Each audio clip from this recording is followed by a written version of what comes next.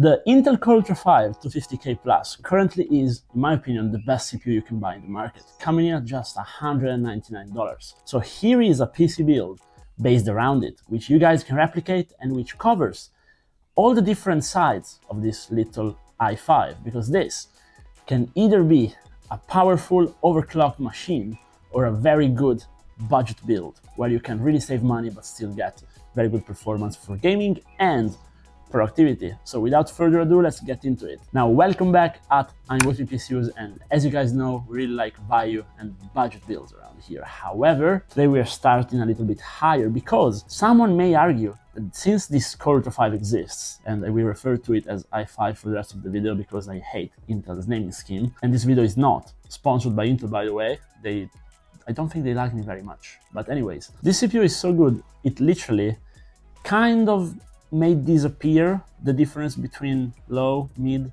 and high-end in terms of actual CPU choice, because this is the cheapest offer from latest gen Intel. It costs the same as a Ryzen 5 9600X, so there's technically nothing under it unless you go older gen. However, it literally chart tops in productivity, even against half of the Ryzen 9 lineup, and it's the fastest in single thread, if you overclock it, in Intel's own lineup. Why should you buy anything else? That's basically the problem, and I'm answering it with this build. Because the idea is that depending on which motherboard, cooler, and everything around it you get, this CPU can be entry-level, but it can also be high-end. The first difference is going to be based on your motherboard. So if you buy a Z890 motherboard, you can then overclock this to surpass the Core Ultra 770K performance in single thread, which means it's a gaming beast, but even at stock it is, but it would be even more, but you're paying more for the motherboard and for the cooler. So today we went the cheaper route with a B860 from ASRock, the ProRes model, currently very cheap. And I, however, decided to go a little bit oversized on the CPU coolers still, because via undervolting, I was able to fully unlock the power limit on this thing, making it actually use a better all-in-one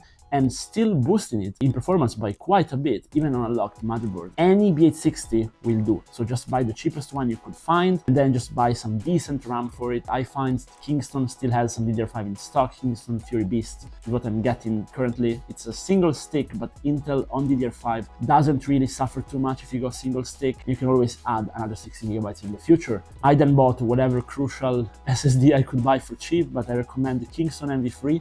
I think it's the best value for money thing you can buy that's in stock currently, and we covered that. Why did I get this all-in-one water cooler? You will find the whole build is iTek themed. So iTek is a brand which I'm not sure you can find comfortably outside of Europe, but it's really strong in Italy. So if you're from Italy, I highly recommend you guys look into it, because they started out as a cheap brand, but they rebranded it and they now make some very good components, and you actually see them a lot in shops, PC builds.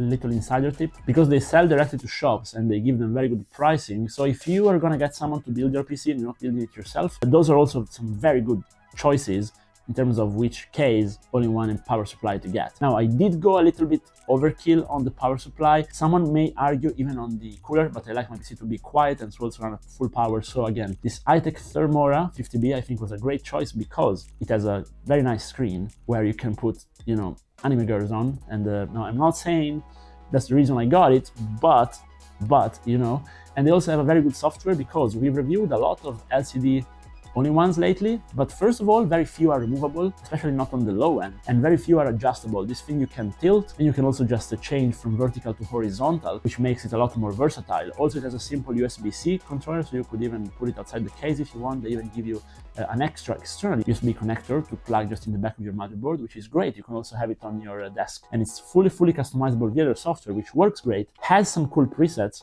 for, again, anime girls, all those things, but also reads all the metrics of your system properly and allows you to create custom templates. It's also not heavy, it's not bloatware that runs the background. So this cooler, since it also comes with pre-installed fans and literally they're all daisy chained, they don't have proprietary cables, you just plug them into a 3-pin, is a great choice for the price it's being sold at currently, which again is right above the $100 mark for a 360. It's not bad at all. Now, staying with the iTek theme, it's also why I've gotten this case. Now, this is the Neverlook Zero One. It's a cheap case. That's why it's worth it, because it looks very cool. You may think it's expensive. It's actually pretty cheap. Again, around the $100 mark. Now, this thing supports full-size ATX motherboards. It has some pretty smart cable management choices in the back, because if you follow the channel, you know I don't really spend much time cable managing, but this came out pretty neat. It also have a hard disk slot, which is something that's pretty useful if you are planning on having like 4 TB or 8 TB cheap storage drive. My only critique is I don't really love how it is just straight in the front, because if you put your drive here, you know, you can kind of see it and kind of ruins the look of the actual case. That's the only critique I have. But it has cut out tempered glass front and side with a pretty unique look, and also it's painted in black over it to make it look more aggressive, even though you're low budget. So couple that with the fact that it comes in with 4 included fans, with the controller, with even a remote, so you can also use one of those Chinese motherboards we use on the channel to keep the cost down. This is a great choice. I can fully recommend it, and it also can accommodate really even a 5090, no problem. So it's a relatively cheap case that looks a little bit out of its price range in a good way. With great expandability, you can put a 360 and a high-end GPU in it, no problem. But you can also not really overpay for it, so you can buy it when your PC is still like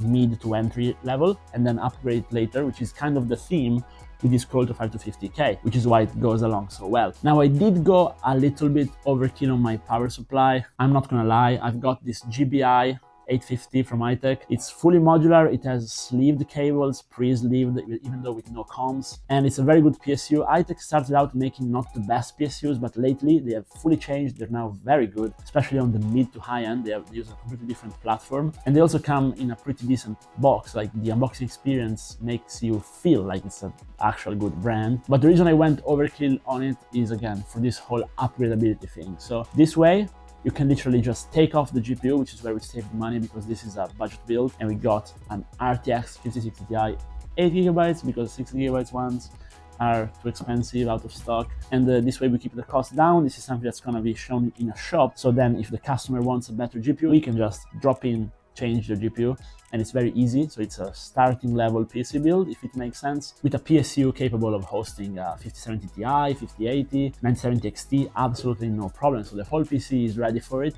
You just change your GPU accordingly, or maybe you want the productivity performance of the 250K and you don't really care. However, that doesn't mean this PC doesn't go fast in gaming. So first of all, let me show you quickly just a CPU-Z benchmark for a quick performance idea. Now, I also recommend you guys check out my 250K Plus review, because there I go a little bit more in depth into the actual CPU performance. But check out the 5-strike score. So this is with no overclocking whatsoever. So stock performance on the CPU and on the GPU. We just have the XMP enabled at 6000 MHz CL30. And this is a very good score. We actually got close to the world record, which prompted me to go ahead and overclock it and actually get the world record in a benchmark, which no one uses anymore. But anyways, hey, check out my Apex Legends gameplay, and even in the new map, pretty heavy reworked buildings, we were still able to get comfortably over 200 FPS on average. You can expect the same in Warzone, and even higher performance in Fortnite 1080p, of course. Now you slot in, for example, a 5080, you can get that kind of performance at 1440p, no problem, even higher.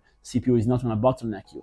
And that's why you should go with this hardware config if you're building anything from the low to the mid-range and want to be ready to upgrade. But as usual, I wait for your guys' feedback. Do you think I could have changed something, made it better? If so, what? Do let me know down below. And as usual, see you guys in the next one. Bye-bye.